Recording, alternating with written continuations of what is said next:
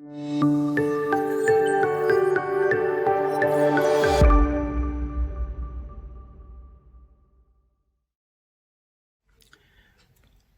almal hier en welkom by ons laaste diens van ons kampvergadering van 2020.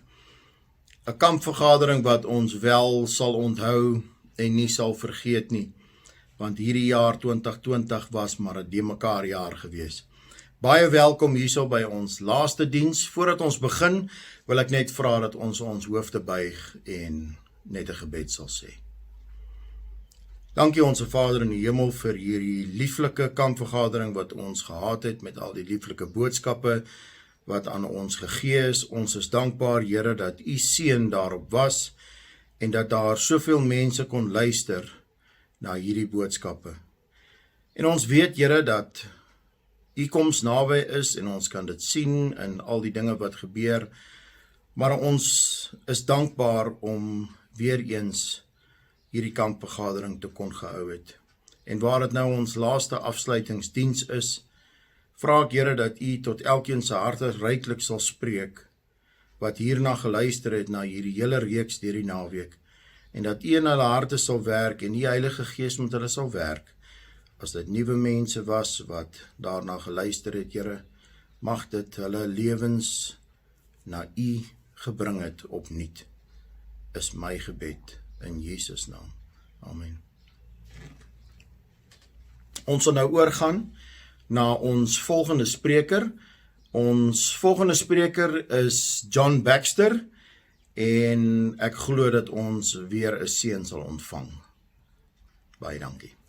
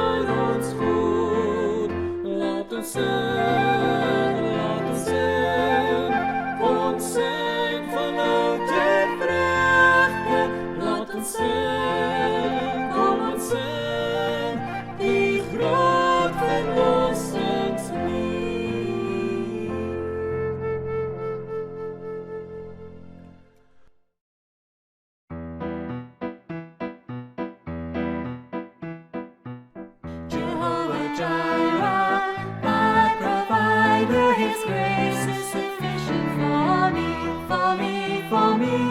Jehovah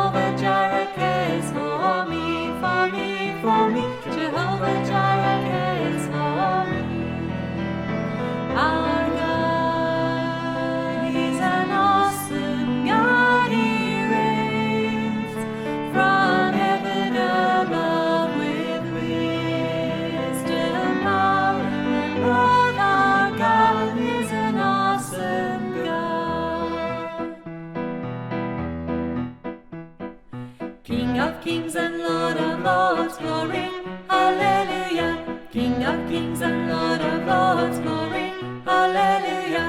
Jesus, Prince of Peace, glory, hallelujah. Jesus, Prince of Peace, glory, hallelujah. King of kings and Lord of lords, glory, hallelujah. King of kings and Lord of lords, glory, hallelujah. Jesus, Prince of Peace, glory, hallelujah. Jesus, Prince of Peace, glory, hallelujah.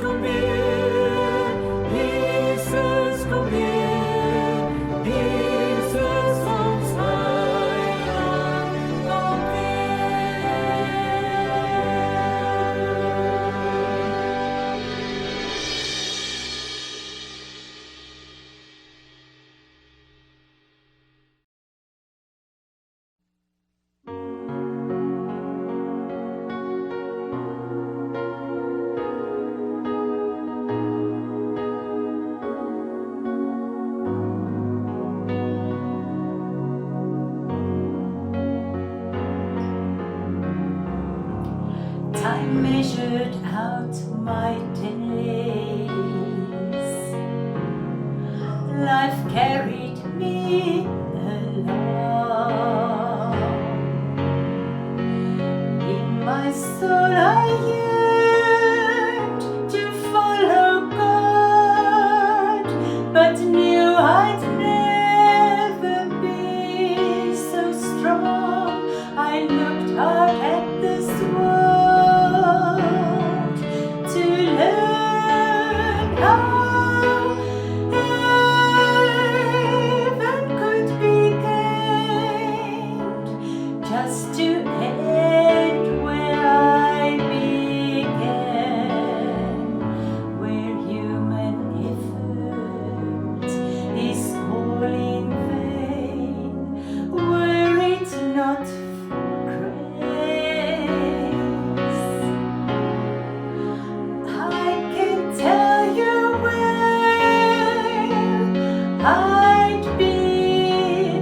wandering down some pointless road to nowhere, with my salvation up to me. I know how that would go. The battles I would face, forever running but losing the race, were it not for grace.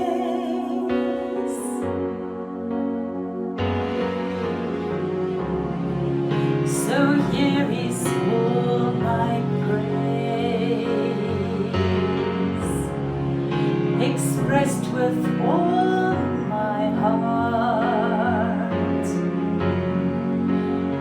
offered to the friend who took my place and ran a course I could not start, and when he saw in full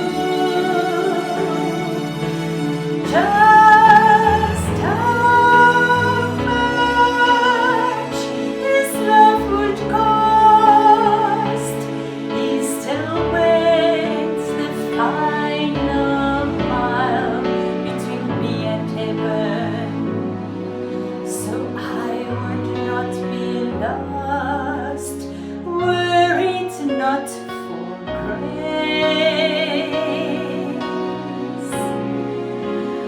I can tell you where I'd be, wandering down some pointless road to nowhere, with my salvation up to me.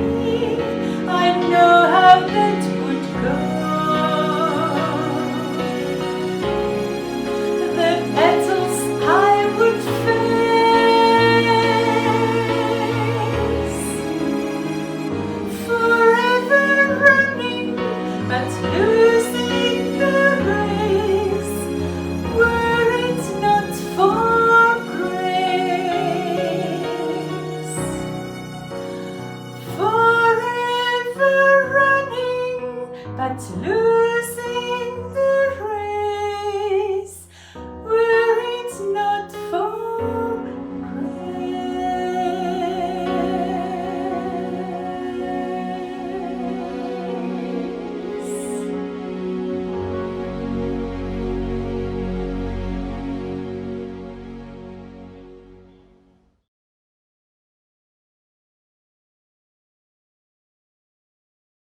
The character that I would like to meet when I get to heaven, I think it's David for me. The man who wrote the book of Psalms. You know, many times I've been down, I've been depressed, and that book gave me courage, gave me wisdom, gave me strength when I was down. So I would like to tell David that, hey man, you know what? Your book has encouraged me. A man after God's own heart. David, yes. Amen. Ek sou graag met Simon van Sirene wou praat. Ek wil vir hom vra of dit vir hom 'n voorreg was om die kruis vir Jesus te dra en iets hier op aarde te doen om sy las te verlig, al was dit verseker nie vir Simon maklik nie. Ek dink ek sal graag vir Noag en Job wil ontmoet, net vir die geloof wat hulle gehad het en wat Liewe Jesus vir hulle gevra het om te doen. Ek dink dit moet verskriklik fantasties wees. 'n Persoon wat ek baie graag sal ontmoet in die hemel is vir Moses. Ek is besig om patriarge en profete te lees en dit wat daardie man deurgegaan het ek baie simpatie mee. As gevolg van 'n hardkoppige volk en 'n ondankbare volk wat altyd gekla het en hom die skuld gegee het vir baie dinge wat verkeerd geloop het. En dit het my oë net ook laat oopgaan en as gevolg van sy sagmoedigheid en al die geduld wat hy gehad het hy so 'n lang pad geloop saam met hierdie volk.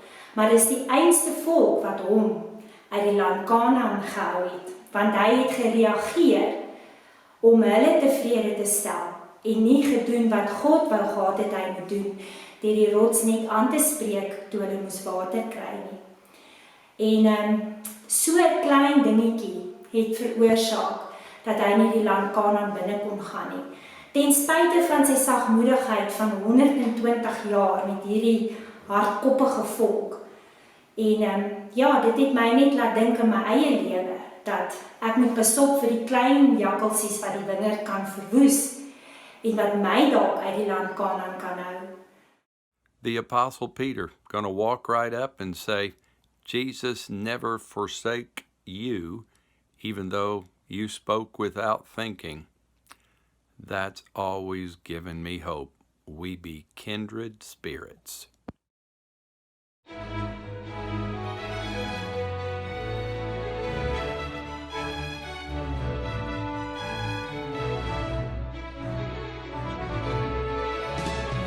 Praise to the Lord, the Almighty, the King of creation.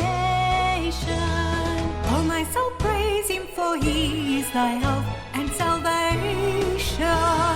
All you here, now to His temple draw near. Join me in glad adoration.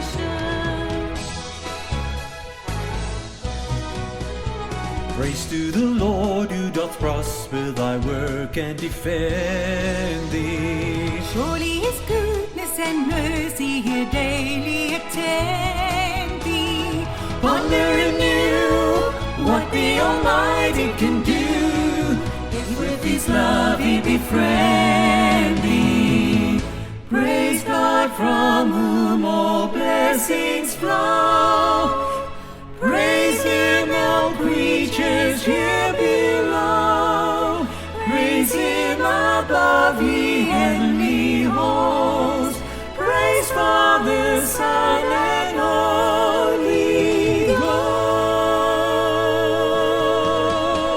Praise to the Lord, oh let all that is in me adore Him. All that of life and breath come now with praises before Him. Let the Amen sound from His people again, that before we adore Him. Praise to the Lord, the Almighty, the King of creation. Oh, my soul, praise Him, for He is thy help and salvation. All ye who hear, now to His temple draw near. Join me in glad adoration. Join me in glad adoration.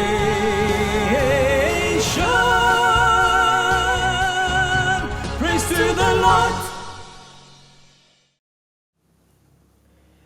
Our speaker for this time is John Baxter. And now, John Baxter, I had the privilege of meeting personally as well. And one characteristic about this man is really his passion that he has for his ministry and his love for Jesus. But like all men, he also had a beginning, because he was actually a human resource manager in the beginning of his years. And he was working for a bank. And during his life there, he actually discovered the love of Jesus Christ that actually saved him from a lot of addictions, a lot of drugs and alcohol, as well as demon possession, spiritual elements. And it is because of that love of Jesus and that new life that he has discovered that eventually it led him to do mission work in urban areas like New York City. And that's also where he met his wife. He married his wife Beth, and shortly after that he accepted a call to be a missionary in India through the organization of Adventist Frontier Missions. And there he was to be a missionary for God. He also worked as a Bible instructor, and his two daughters were born there in India, Hannah and Sarah. And for the past several years, John has served in different leadership positions at the AFM organization. And his love for God has led him to many activities and also to do many work through the organization. And his focus at the moment is human resources at the AFM organization, trying to make sure that the staff are equipped for the work that they have to do, and also to focus on equipping the new students and the new missionaries for the work that they have to do in the field. So he is a man of leadership position, a man of inspiration, trying to equip others to also spread the gospel of God to the rest of the world. And we are now privileged to listen to one of his messages. Hello, friends in South Africa. I'm so glad to be able to share with you this way. I'm sorry I can't be there personally. My wife and I really enjoyed being with you. It was 3 years ago. It was our 25th wedding anniversary. We were able to come and join you in Drakensberg, and so I hope you're having a good experience there together and that God has abundantly blessed you. And I think we all can admit that we are truly abundantly blessed. First of all, we know God. We know our Savior, Jesus Christ. We have access to the Bible in our own language. We have access to the spirit of prophecy in our own language. We are not just Christians, we're Seventh-day Adventist Christians, part of this movement, a remnant movement, called to give a message of hope in a world that is seemingly falling apart, going crazy with pain and confusion. And I just want to make you aware, today my message is going to make particular reference to the United States of America for two reasons. First of all, it's because that's where I'm from, but also because of the prophetic implications of this country. And the Bible speaks about this nation. The Bible tells us that the prophets look forward to seeing our day in the light of prophecy, so we can be very blessed and grateful that we live in this time because we're seeing prophecy being fulfilled, and that these things were written about for our admonition upon whom the end of the world have come. And we're there. We're at that time. So today I hope to convey to you the nearness of the coming of Jesus. So we're going to look at biblical history, particularly in light of Bible prophecy, with some observations from the spirit of prophecy, some perspective from contemporary history. We're going to actually talk about something that you might not have ever heard of before, the eighth wonder of the world, and how does that fit in prophecy, and then how does that apply to our lives. So all of this is going to be done with the express specific intent to challenge us to take action, not just to listen to a sermon, but to take action in our own personal lives. What are we going to do about what we heard today? So let's bow our heads together and pray, shall we? Father, I thank you that through technology we can be sharing messages with our brothers and sisters around the world, and in this case today with my friends in South Africa. I pray that you will abundantly bless them. Pray for that nation, that as they face their own turmoil, even as we face turmoil here in the United States, pray that your people will be called to a higher, just called higher, to recognize that geopolitical boundaries are not so important. What's really important is being part of the kingdom of God and advancing the everlasting gospel. So bless us as we study your word and talk together today, and may we hear your voice speaking to us. In the name of Jesus, amen. So I hope you know Jesus loves you. Amen? Yes, he does. And Jesus loves all those other people who don't know him. And he loves those people who, what we would call, are actually in Babylon. And he's desperately hoping to call those people out. He says, come out of her, my people. And Jesus wants to use us to call those people who are in spiritual infidelity, if you will, to call those people to come out before it's too late. Before it's too late. How late is it? Well, if you have your Bible, and I hope you do, please turn with me to Romans chapter 13. Romans chapter 13. Paul had something to say about this. Romans chapter 13, we're going to read verses 11 and 12. And that knowing the time, that now it is high time to awake out of sleep. For now is our salvation nearer than when we believed. The night is far spent. The day is at hand. Let us therefore cast off the works of darkness, and let us put on the armor of light. So Paul wrote this about 2,000 years ago, and he wanted his people to be mobilized, to have a sense of urgency. That was 2,000 years ago. Today I want you and myself to be mobilized, to have a sense of urgency. So what's the difference? He said, now's the time. What's the difference? Well, the answer is the difference is time. Paul could see certain things in his day, and we see things in our day that we say are undeniable evidences that Jesus' coming is near.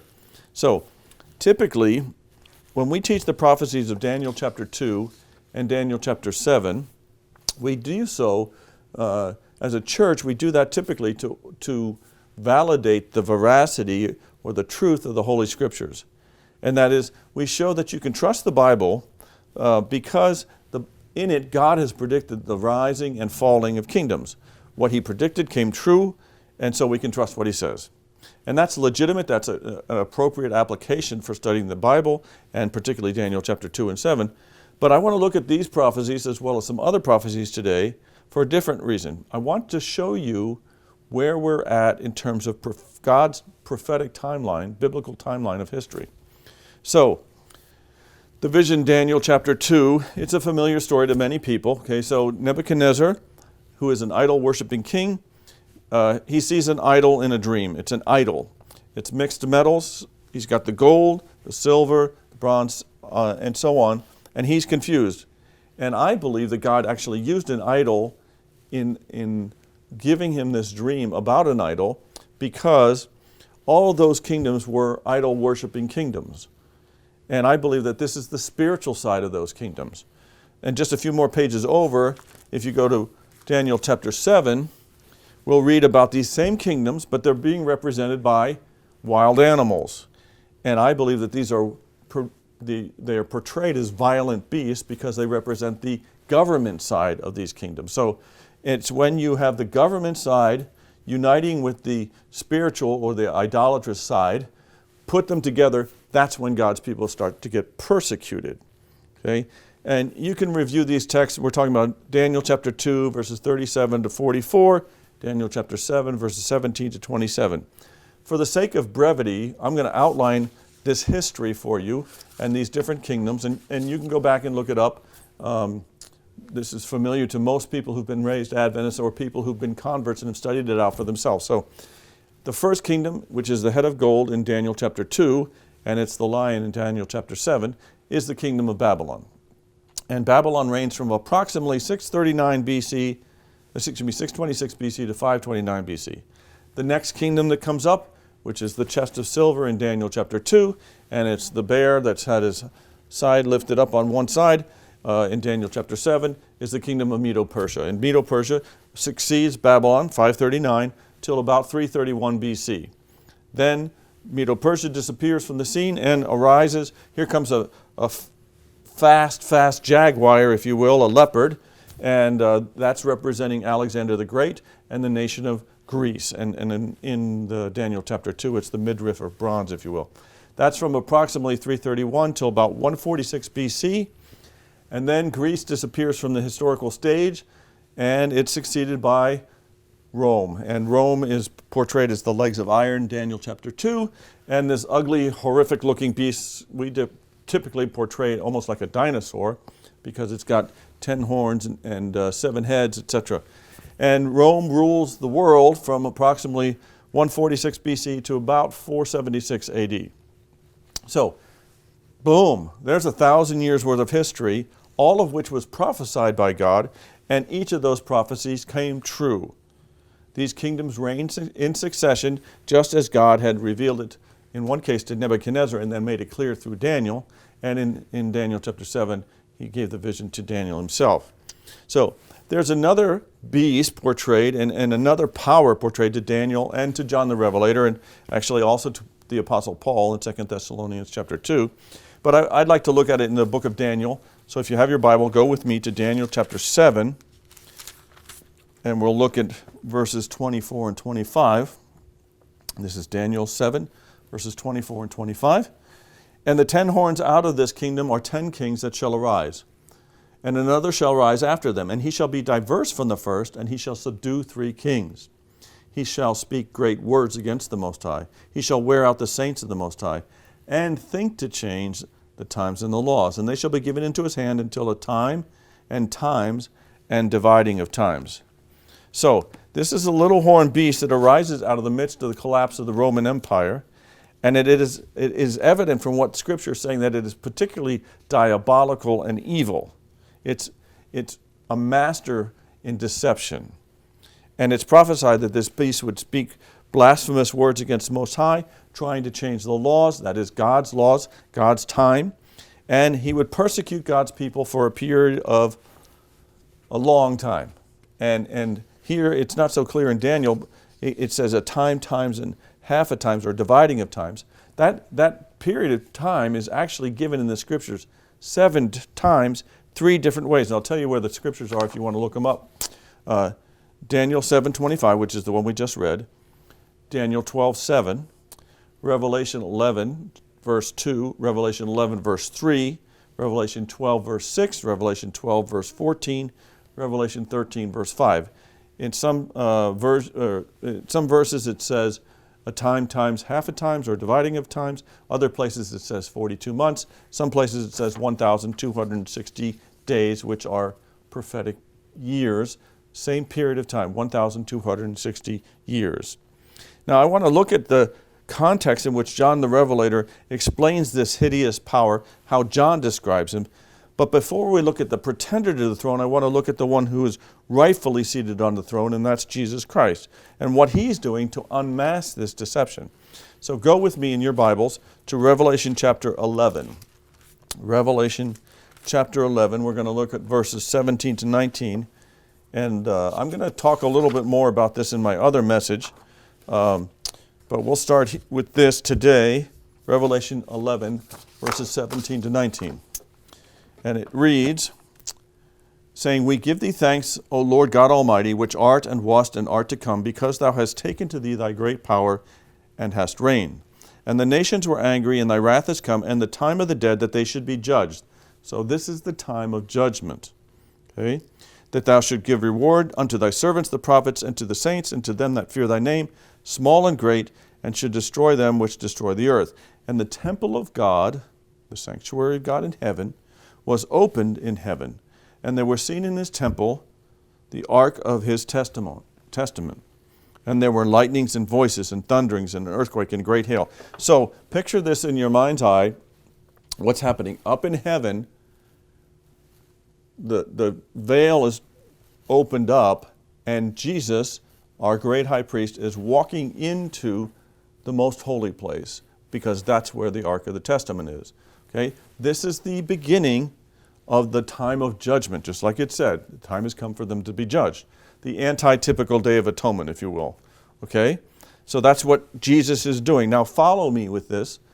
We're going to jump forward to Revelation chapter 15. Revelation chapter 15, we're going to look at verses 4 through 8. Revelation chapter 15, verses 4 through 8. Read with me in your Bibles. Who shall not fear thee, O Lord, and glorify thy name? For thou only art holy. For all nations shall come and worship before thee, for thy judgments are made manifest. In other words, we've seen your judgments. Judgments are clear now. Judgment is over. So in chapter 11 of Revelation, we see the judgment is opening. Here in chapter 15, we see judgment is closing. In Adventist parlance, probation is closed. And after that I looked, and behold, the temple of the tabernacle of the testimony in heaven was opened, and the 7 angels came out of the temple, having 7 plagues, clothed in pure bright white linen, sort of like this sheet behind me, only brighter, and their breasts girded with golden girdles. And one of the 4 beasts gave unto the 7 angels, golden vials full of the wrath of God, who liveth forever and ever. And the temple was filled with smoke from the glory of God and from his power, and no man was able to enter into the temple till the 7 plagues of the 7 angels were fulfilled. So this scene depicts our great high priest, Jesus Christ, coming out of the temple. In chapter 11, we saw him going into the temple, into the most holy place in the temple in heaven, where the opening of judgment took place. Now here in chapter 15, we're seeing that Jesus is coming out of the most holy place. Why? Because judgment has been completed. And he's finished his intercession on behalf of humanity. Every case has been decided for eternity. When will that be? When is Jesus going to come out of the most holy place and say, it's finished? Well, we don't know, but it can't be too far off. We've actually traced history, biblical history, from think about this, from the time of ancient Babylon, starting in about 630 BC, to Medo-Persia, to Greece, to Rome, that would be pagan Rome, to apostate Christianity, the papacy, which rules for 1,260 years. That comes up to 1798, to the point of judgment, which we know, and I'm not going to go into it, I'm sorry, I don't have time today, but we know begins in 1844. So look at that breadth of history. God prophesied, and it's happened. God prophesied, it happened. We can trust what he says. So, and note this, what takes place in Scripture between the end of Revelation chapter 11 and Revelation chapter 15, you have chapters 12, 13, and 14. That's what's called the Great Controversy vision.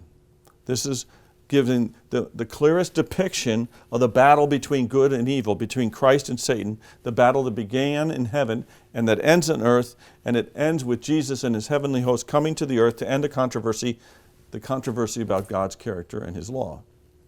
So in Revelation 12, we read about a dragon, the dragon who is clearly Satan, and according to Isaiah 14, he wants to be like the Most High.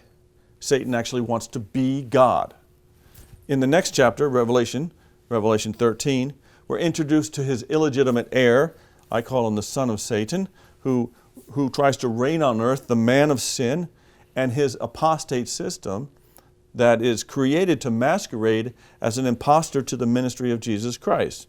And it's this counterfeit to the Son of God that we read about in Daniel, that speaks blasphemy, that seeks to change times and laws, and that persecutes the people of God for 1,260 years. Now, and the final actor in the satanic triumvirate is the second beast of Revelation 13. And this beast initially appears like a lamb, but he possesses the power of the state or the government, and he mingles his apostate spiritual powers with the power of this state. And my purpose today is not to delve into the details of that. If you want to understand the identifying marks of this power, I encourage you to read the book, The Great Controversy. It's a fantastic book. Thinking in particular the chapter, Liberty of Conscience Threatened. But I just want to highlight here that this second beast is raised to power after the deadly wound of the first beast. After that's been inflicted, it's a system of government that's supported of the people, by the people, for the people, and this beast unites with an apostate form of the Protestant church to manipulate people. We are, of course, referring to the United States of America, my home country. And I am a proud American, but I'm also, more so, a member of the kingdom of God. And so if the Bible says it, I want to trust what God has said in his word. Before I share how and why this beast may be involved and in the most destructive persecution of God's people in history, and make no mistake, it will, I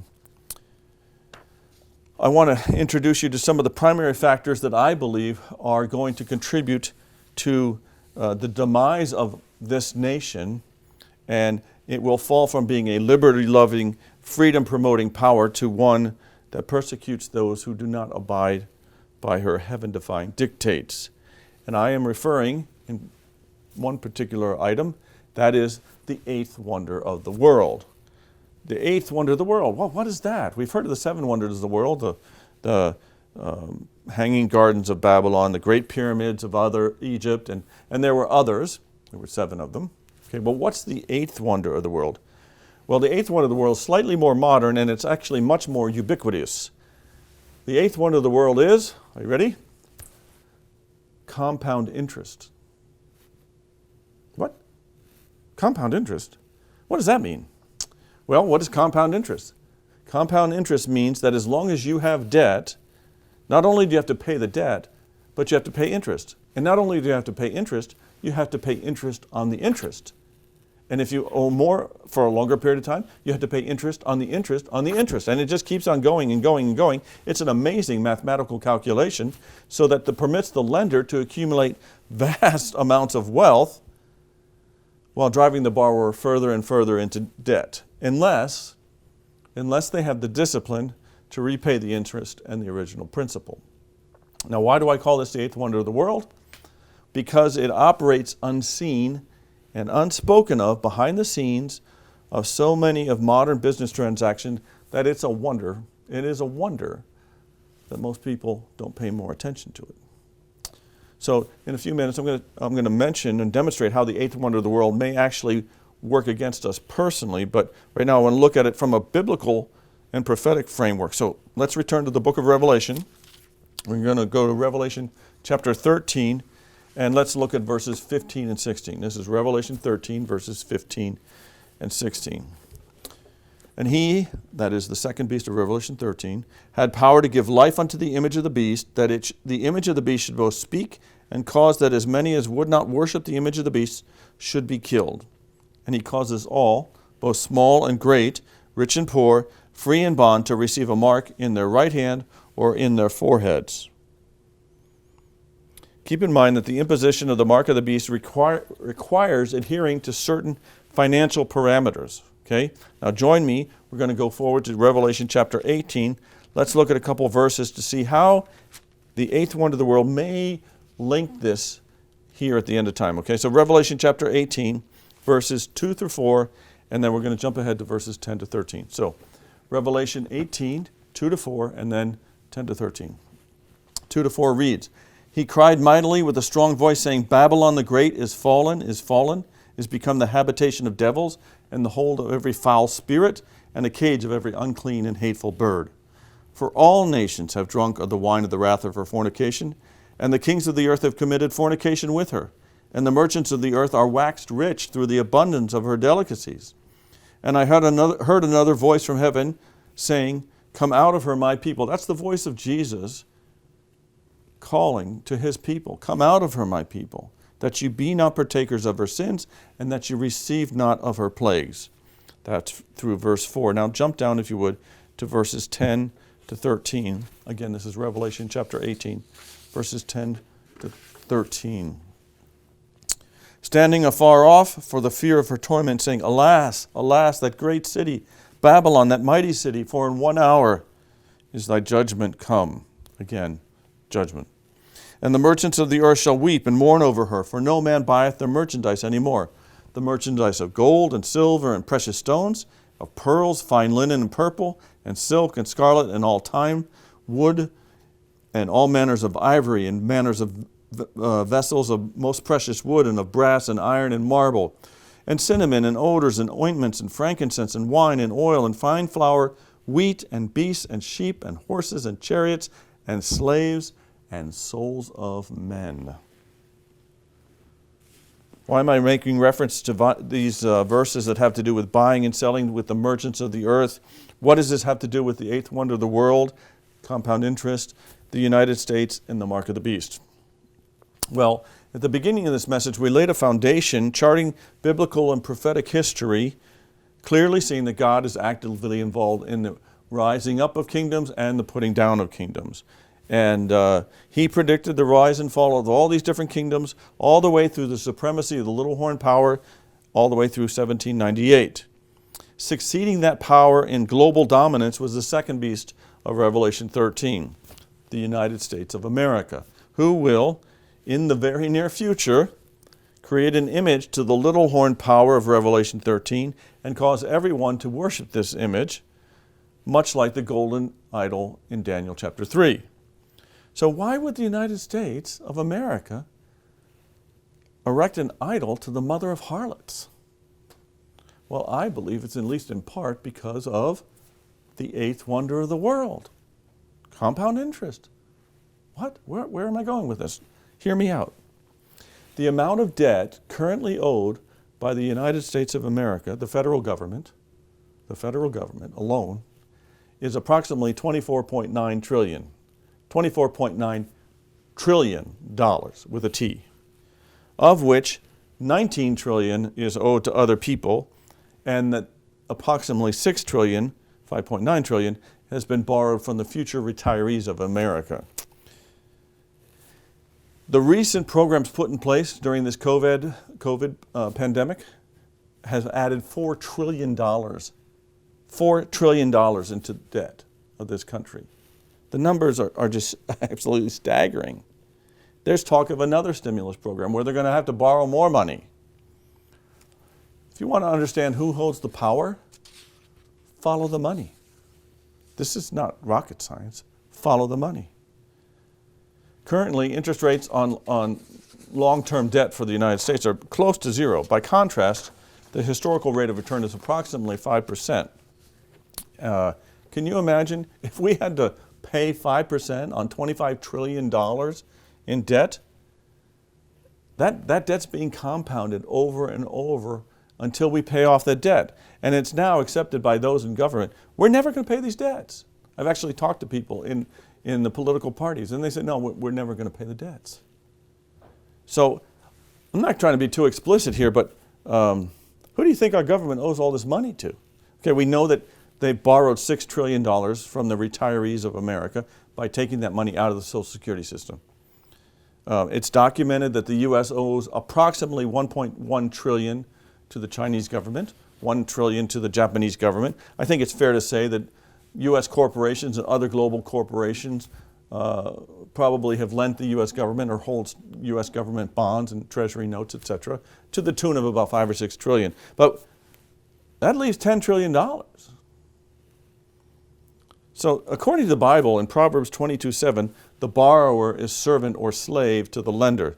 So the United States government is a servant or a slave to whoever borrowed all that money from. So who could that be?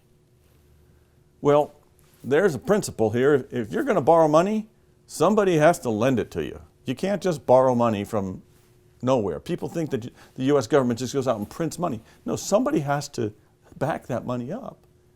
You have to get that money from somewhere. So where did that come from? Well, I suspect that the U.S. government, under the influence of apostate spiritualistic systems, might be willing to set up an image to the power that has surreptitiously financed her global aspirations for dominance, insidiously making this land, the land of the free, a slave in order to advance her desire for global domination. Think about this. Who has $10 trillion? Really, pick up a globe, spin it, put your finger down on any country, any continent. Who has $10 trillion to lend to our government to satisfy our insatiable appetite for more and more? And who would continue to contribute to our inability to manage our own self-control? And why? Why would they do that? Well, I suggest that it's the power that invented a scheme where you could actually pay for forgiveness. They own the most precious jewels and art of any entity in the world. They have vast land holdings across not only the United States, but around the world. It's estimated at 177 million acres in virtually every country in the world, tax-free. And it ruled the world for 1,260 years. Do you think that this system went bankrupt in 1798? I think not.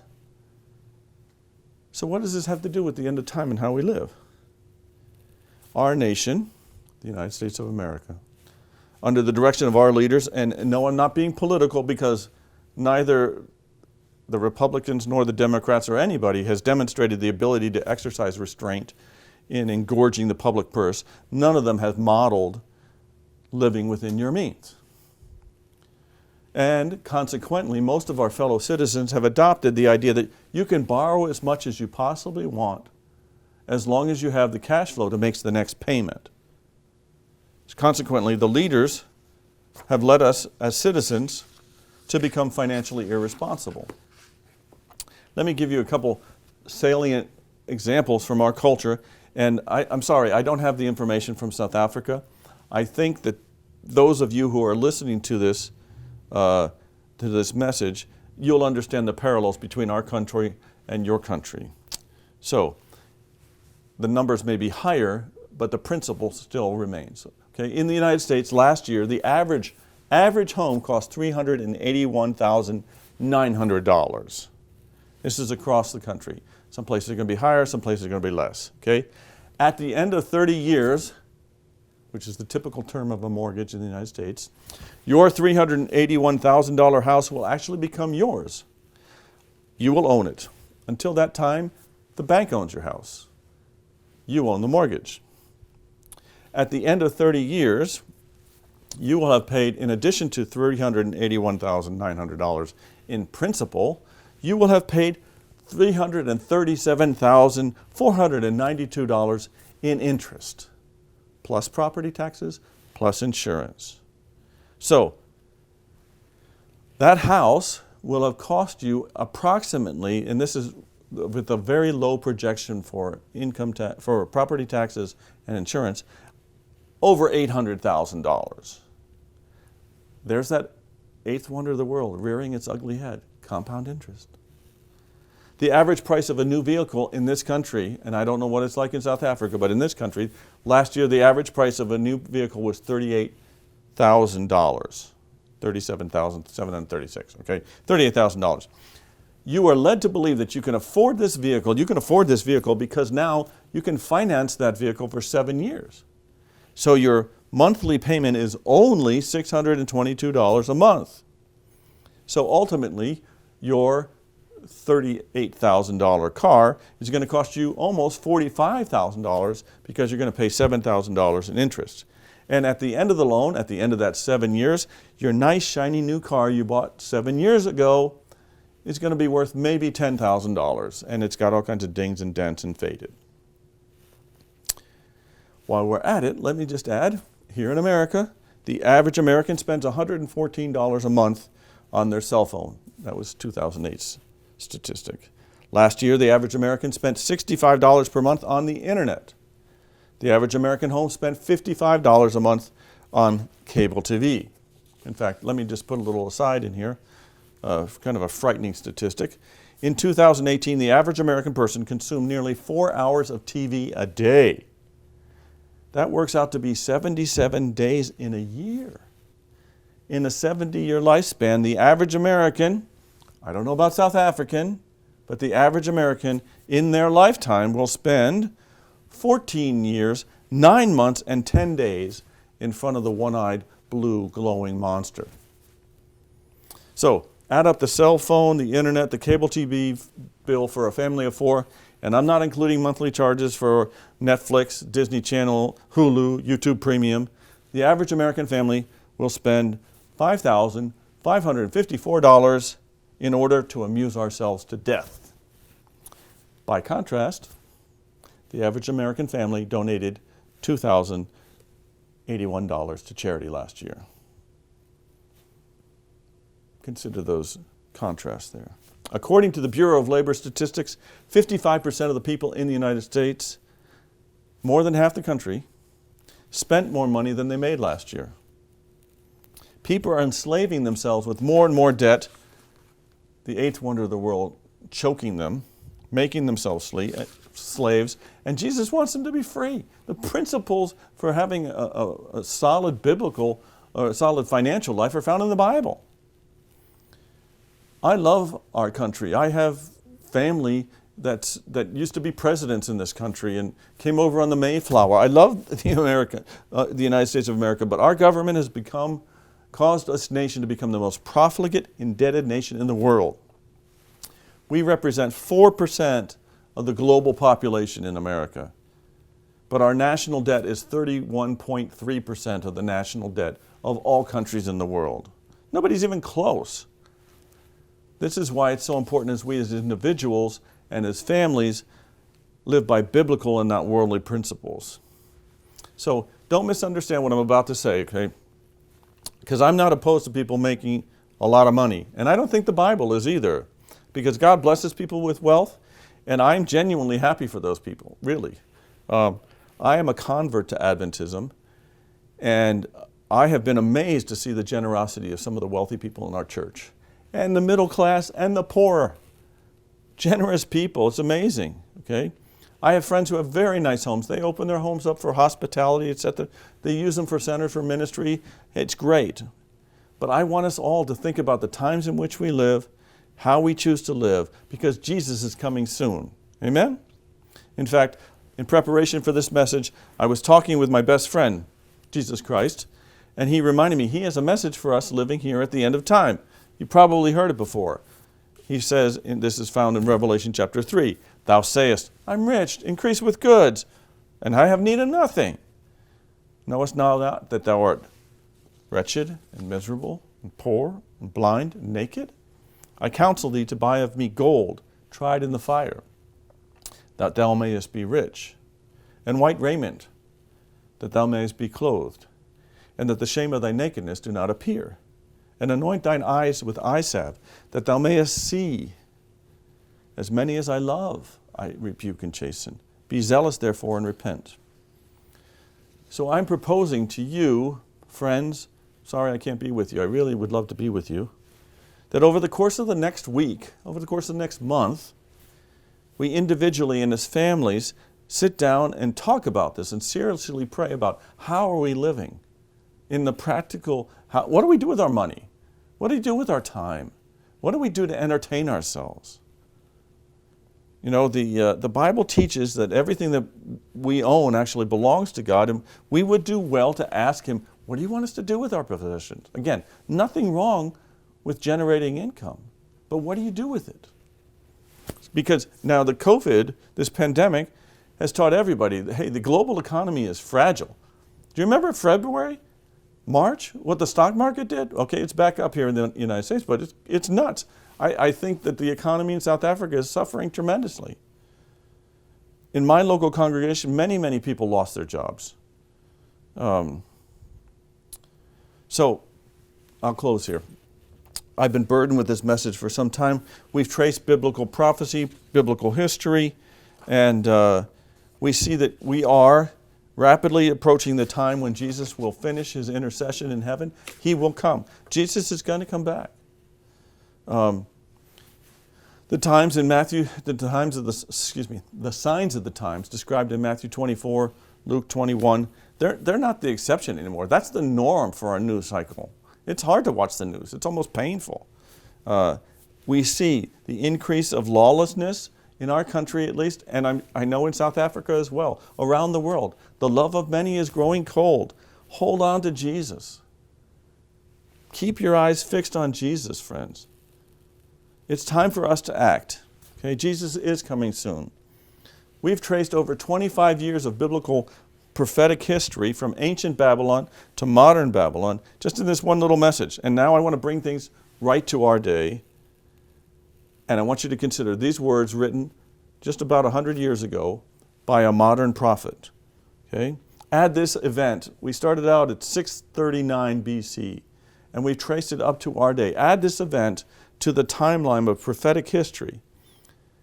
And now the title of this testimony comes from this book, Testimonies for the Church, Volume 9.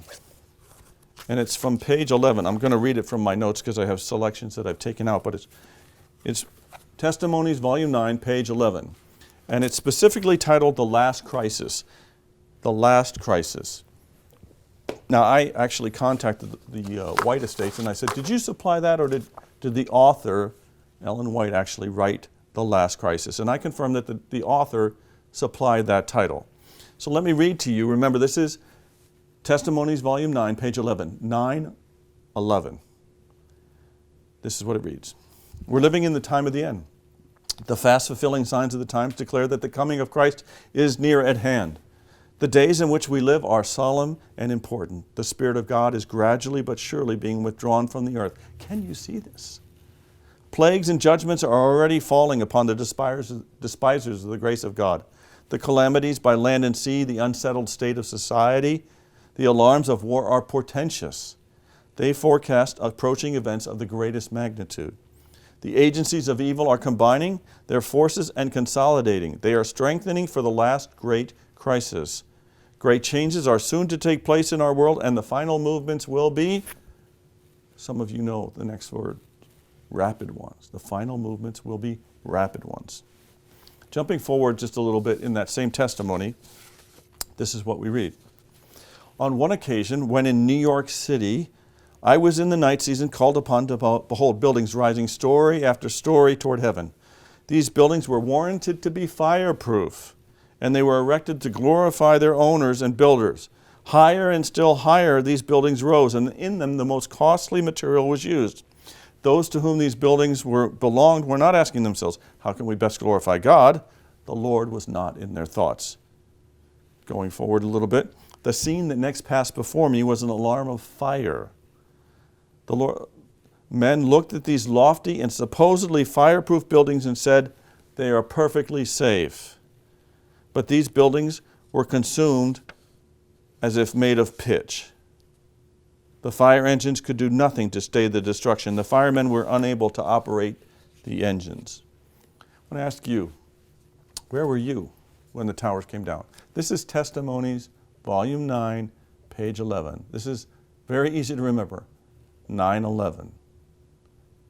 And I can remember I was in India watching, someone called me and they said, hey John, somebody just flew a plane into the World Trade Center. And I'd been up the World Trade Center many times because I used to live in New York City. And I'm watching them replay this, and then all of a sudden, here comes the second plane. I'm like, this can't be happening.